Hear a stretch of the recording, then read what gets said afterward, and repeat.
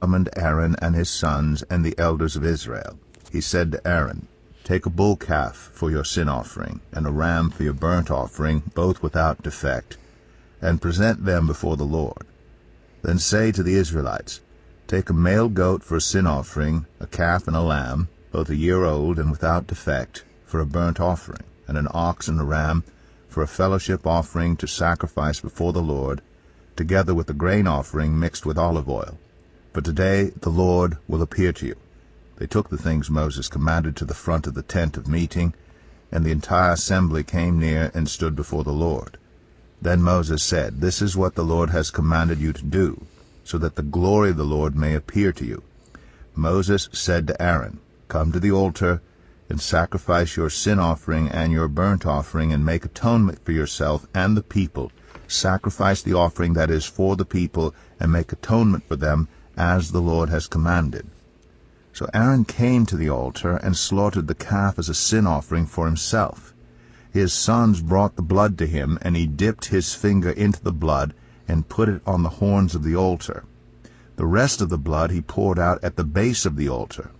On the altar he burned the fat, the kidneys and the long lobe of the liver from the sin offering, as the Lord commanded Moses. The flesh and the hide he burned up outside the camp. Then he slaughtered the burnt offering. His sons handed him the blood, and he splashed it against the sides of the altar. They handed him the burnt offering piece by piece, including the head, and he burned them on the altar. He washed the internal organs and the legs, and burned them on top of the burnt offering on the altar. Aaron then brought the offering that was for the people. He took the goat for the people's sin offering, and slaughtered it, and offered it for a sin offering as he did with the first one. He brought the burnt offering and offered it in the prescribed way. He also brought the grain offering, took a handful of it, and burned it on the altar in addition to the morning's burnt offering. He slaughtered the ox and the ram as the fellowship offering for the people. His sons handed him the blood, and he splashed it against the sides of the altar. But the fat portions of the ox and the ram, the fat tail, the layer of fat, the kidneys, and the long lobe of the liver, these they laid on the breasts, and then Aaron burned the fat on the altar. Aaron waved the breasts and the right thigh before the Lord as a wave offering, as Moses commanded. Then Aaron lifted his hands toward the people and blessed them. And having sacrificed the sin offering, the burnt offering, and the fellowship offering, he stepped down. Moses and Aaron then went into the tent of meeting. When they came out, they blessed the people. And the glory of the Lord appeared to all the people. Fire came out from the presence of the Lord, and consumed the burnt offering and the fat portions on the altar. And when all the people saw it, they shouted for joy and fell face down. Leviticus 10. Aaron's sons, Nadab and Abihu, took their censers, put fire in them, and added incense. And they offered unauthorized fire before the Lord, contrary to his command. So fire came out from the presence of the Lord and consumed them, and they died before the Lord. Moses then said to Aaron, "This is what the Lord spoke of when he said, 'Among those who approach me I will be proved holy. In the sight of all the people I will be honored.'" Aaron remained silent. Moses summoned Mishael and Elzaphan, sons of Aaron's uncle Uzziel, and said to them, "Come here. Carry your cousins outside the camp, away from the front of the sanctuary." So they came and carried them, still in their tunics, outside the camp, as Moses ordered. Then Moses said to Aaron and his sons Eleazar and Ithamar, "Do not let your hair become unkempt, and do not tear your clothes, or you will die, and the Lord will be angry with the whole community. But your relatives, all the Israelites, may mourn for those the Lord has destroyed by fire. Do not leave the entrance to the tent of meeting, or you will die, because the Lord's anointing oil is on you." So they did as Moses said. And then the Lord said to Aaron, "You and your sons are not to drink wine or other fermented drink whenever you go into the tent of meeting, or you will die. This is a lasting ordinance for the generations to come, so that you can distinguish between the holy and the common, between the unclean and the clean. and so you can teach the Israelites all the decrees the Lord has given them through Moses." Moses said to Aaron and his remaining sons, Eleazar and Ithamar, "Take the grain offering left over from the food offerings, prepared without yeast, and presented to the Lord, and eat it beside the altar, for it is most holy. Eat it in the sanctuary area, because it is your share and your sons' share of the food offerings presented to the Lord, for so I have been commanded. But you and your sons and your daughters may eat the breast that was waved and the thigh that was presented. Eat them in a ceremonially clean place. They have been given to you, and your children as your share of the Israelites' fellowship offerings. The thigh that was presented and the breast that was waved must be brought with the fat portions of the food offerings, to be waved before the Lord as a wave offering. This will be the perpetual share for you and your children, as the Lord has commanded." When Moses inquired about the goat of the sin offering, and found that it had been burned up, he was angry with Eleazar and Ithamar, Aaron's remaining sons, and asked, "Why didn't you eat the sin offering in the sanctuary area? It is most holy. It was given to you to take away the guilt of the community by making atonement for them before the Lord. Since its blood was not taken into the holy place, you should have eaten the goat in the sanctuary area as I commanded." Aaron replied to Moses, "Today they sacrificed their sin offering and their burnt offering before the Lord, but such things as this have happened to me. Would the Lord have been pleased if I had eaten the sin offering today?" When Moses heard this, he was satisfied. Leviticus 11. The Lord said to Moses and Aaron, "Say to the Israelites, of all the animals that live on land, these are the ones you may eat. You may eat any animal that has a divided hoof and that chews the cud. There are some that only chew the cud or only have a divided hoof, but you must not eat them. The camel, though it chews the cud, does not have a divided hoof. It is ceremonially unclean for you. The hyrax, though it chews the cud, does not have a divided hoof. It is unclean for you. The rabbit, though it chews the cud, does not have a divided hoof. It is unclean for you. And the pig, though it has a divided hoof, does not chew the cud. It is unclean for you. You must not eat their meat or touch their carcasses. They are unclean for you. Of all the creatures living in the water of the seas and the streams, you may eat any that have fins and scales. But all creatures in the seas or streams that do not have fins and scales, whether among all the swarming things or among all the other living creatures in the water, you are to regard as unclean. And since you are to regard them as unclean, you must not eat their meat. You must regard their carcasses as unclean. Anything living in the water that does not have fins and scales is to be regarded as unclean by you. These are the birds you are to regard as unclean and not eat because they are unclean: the eagle, the vulture, the black vulture, the red kite, any kind of black kite, any kind of raven, the horned owl, the screech owl, the gull, any kind of hawk, the little owl, the cormorant, the great owl, the white owl, the desert owl, the osprey, the stork, any kind of heron, the hoopoe, and the bat. All flying insects that walk on all fours are to be regarded as unclean by you. There are, however, some flying insects that walk on all fours that you may eat, those that have jointed legs for hopping on the ground. Of these you may eat any kind of locust, katyd, cricket, or grasshopper. But all other flying insects that have 4 legs you are to regard as unclean. You will make yourselves unclean by these. Whoever touches their carcasses will be unclean till evening. Whoever picks up one of their carcasses must wash their clothes, and they will be unclean till evening. Every animal that does not have a divided hoof, or that does not chew the cud, is unclean for you. Whoever touches the carcass of any of them will be unclean. Of all the animals that walk on all fours, those that walk on their paws are unclean for you. Whoever touches their carcasses will be unclean till evening.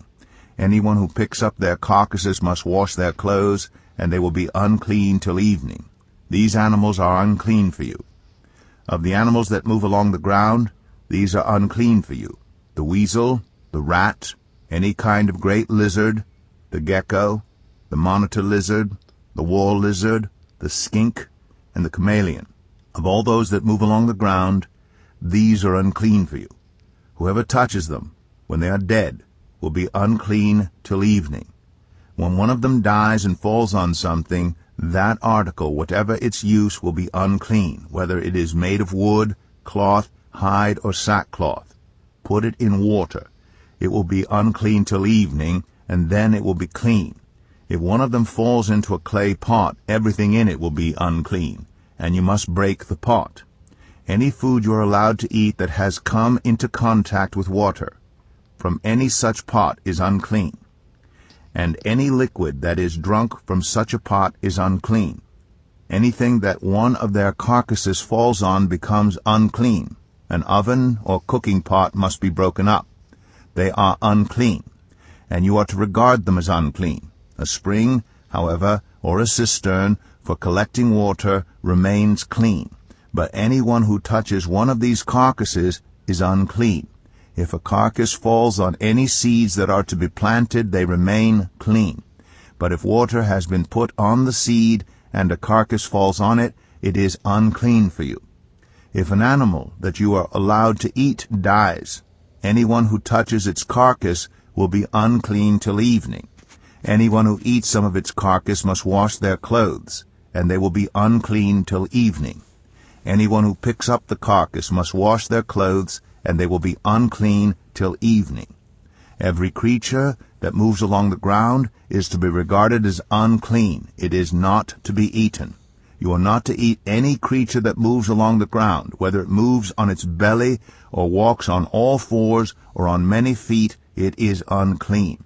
Do not defile yourselves by any of these creatures. Do not make yourselves unclean by means of them, or be made unclean by them. I am the Lord your God. Consecrate yourselves, and be holy, because I am holy.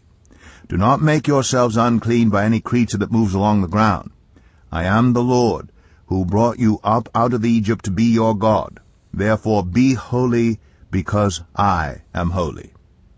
These are the regulations concerning animals, birds, every living thing that moves about in the water, and every creature that moves along the ground. You must distinguish between the unclean and the clean, between living creatures that may be eaten and those that may not be eaten.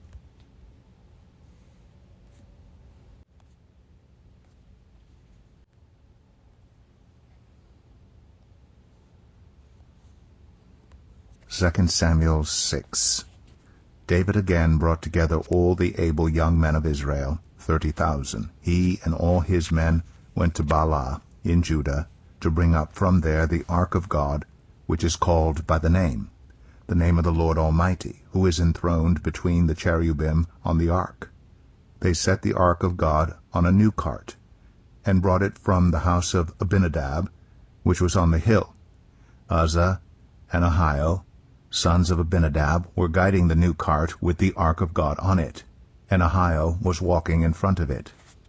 David and all Israel were celebrating with all their might before the Lord, with castanets, harps, lyres, timbrels, sistrums, and cymbals. When they came to the threshing floor of Nacon, Uzzah reached out and took hold of the ark of God, because the oxen stumbled. The Lord's anger burned against Uzzah because of his irreverent act. Therefore God struck him down, and he died there beside the ark of God. Then David was angry because the Lord's wrath had broken out against Uzzah, and to this day that place is called Perez Uzzah. David was afraid of the Lord that day, and said, "How can the ark of the Lord ever come to me?" He was not willing to take the ark of the Lord to be with him in the city of David. Instead he took it to the house of Obed-Edom the Gittite. The ark of the Lord remained in the house of Obed-Edom the Gittite for 3 months, and the Lord blessed him and his entire household.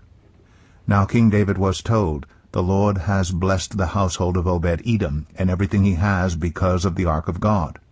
So David went to bring up the ark of God from the house of Obed-Edom to the city of David with rejoicing. When those who were carrying the ark of the Lord had taken 6 steps, he sacrificed a bull and a fattened calf.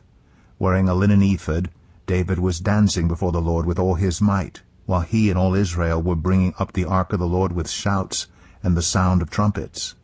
As the ark of the Lord was entering the city of David, Michal, daughter of Saul, watched from a window. And when she saw King David leaping and dancing before the Lord, she despised him in her heart. They brought the ark of the Lord and set it in its place inside the tent that David had pitched for it. And David sacrificed burnt offerings and fellowship offerings before the Lord. After he had finished sacrificing the burnt offerings and fellowship offerings, he blessed the people in the name of the Lord Almighty. Then he gave a loaf of bread, a cake of dates, and a cake of raisins to each person in the whole crowd of Israelites, both men and women, and all the people went to their homes. When David returned home to bless his household, Michal, daughter of Saul, came out to meet him and said, "How the king of Israel has distinguished himself today, going around half naked in full view of the slave girls of his servants, as any vulgar fellow would." David said to Michal, "It was before the Lord, who chose me rather than your father or anyone from his house when he appointed me ruler over the Lord's people Israel. I will celebrate before the Lord.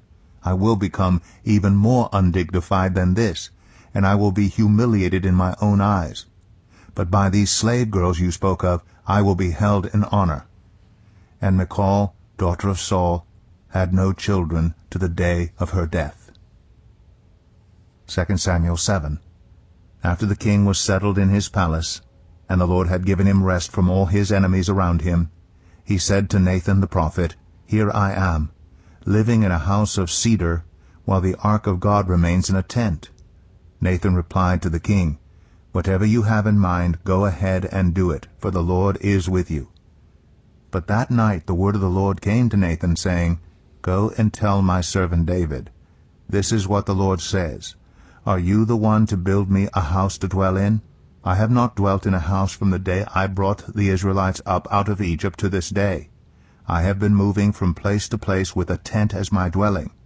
Wherever I have moved with all the Israelites, did I ever say to any of their rulers whom I commanded to shepherd my people Israel, Why have you not built me a house of cedar? Now then, tell my servant David, this is what the Lord Almighty says, I took you from the pasture, from tending the flock, and appointed you ruler over my people Israel.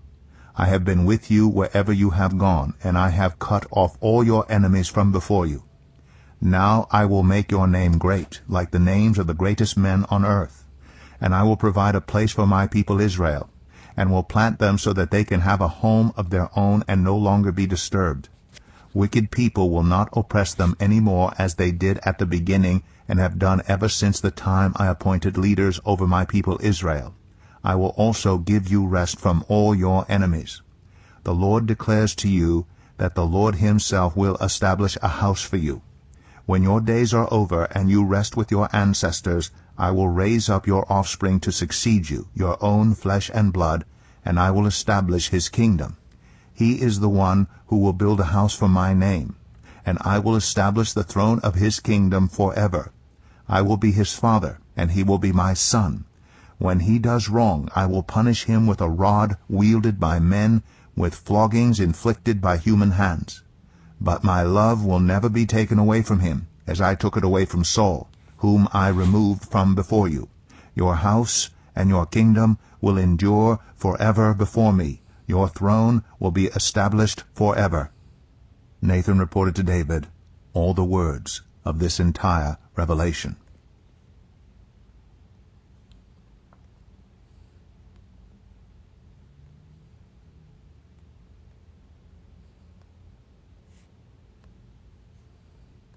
This Melchizedek was king of Salem and priest of God Most High.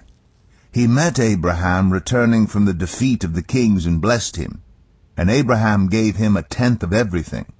First, the name Melchizedek means king of righteousness. Then also, king of Salem means king of peace. Without father or mother, without genealogy, without beginning of days or end of life, resembling the Son of God, he remains a priest forever. Just think how great he was. Even the patriarch Abraham gave him a tenth of the plunder. Now the law requires the descendants of Levi, who become priests, to collect a tenth from the people, that is, from their fellow Israelites, even though they also are descended from Abraham. This man, however, did not trace his descent from Levi, yet he collected a tenth from Abraham and blessed him who had the promises. And without doubt the lesser is blessed by the greater. In the one case the tenth is collected by people who die, but in the other case by him who is declared to be living. One might even say that Levi, who collects the tenth, paid the tenth through Abraham, because when Melchizedek met Abraham, Levi was still in the body of his ancestor. If perfection could have been attained through the Levitical priesthood, and indeed the law given to the people established that priesthood, why was there still need for another priest to come, one in the order of Melchizedek, not in the order of Aaron? For when the priesthood is changed, the law must be changed also.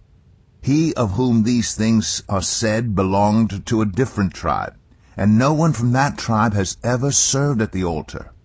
For it is clear that our Lord descended from Judah, and in regard to that tribe Moses said nothing about priests.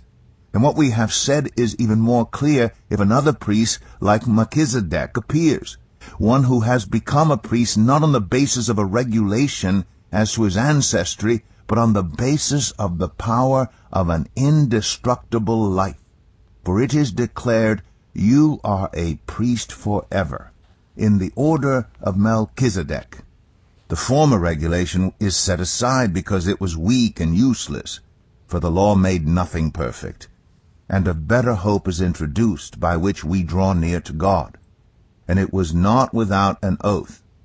Others became priests without any oath, but he became a priest with an oath when God said to him, "The Lord has sworn and will not change his mind. You are a priest forever." Because of this oath, Jesus has become the guarantor of a better covenant.